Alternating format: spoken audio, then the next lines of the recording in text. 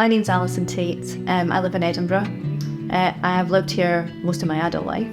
I'm a single parent to Ellen, who's now 22. And we've always lived round about this kind of area and really enjoy it here. I was diagnosed with breast cancer in 2016. I was working full-time at the time. It was a huge shock. I was very fit, I would say. I ate very well. I wasn't overweight. I didn't drink excessively. So what had happened is I had been at an exercise class and I had pain sort of down my right side, and I felt like it was almost like a long lump, like a muscle that I could feel, and I was like, oh, I wonder what I've done there. And obviously, being the age I was at the time, which was 46. Obviously your hormones are kind of all over the place, and it's so easy just to write things off and say it was all down to the menopause and that what would cause it. But after a while, I did make an appointment at the doctor. I saw a locum there. He said to me that he didn't think there was anything sinister that I should be concerned about, but to come back sort of at a different time of my cycle and to be checked again, which I did. I went off on holiday and I came back and I saw a female doctor when I went back the second time. And I could just see the look of concern and horror really on her face when she checked me out, and she had a ruler out and was measuring, which for me was just like, whatever she's seen here, it's obviously sizable for her to be doing this. So she said I probably need an emergency appointment to breast clinic, which she organised for me.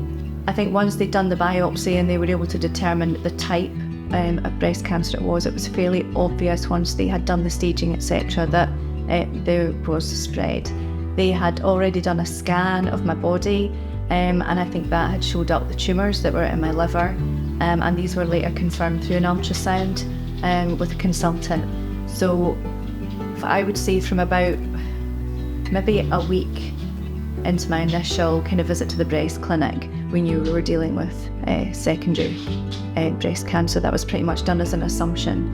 So my diagnosis has impacted my life considerably. I did try and go back to work. In fact, on more than sort of one occasion, I did try and see if I could make that work for me, and it just wasn't possible. I wasn't the same person going back. I worked in finance. I was a project manager. Any kind of dates that we talked about, in 2 years' time and 5 years' time, my stomach would just be like a washing machine at the thought that, I don't know how to plan for that. I don't know if I'll be here. It was really difficult mentally to go back to work, and I was able to exercise the options that I had that enabled me to leave, which in lots of ways was devastating, but very lucky that I did have that and I was able to do that.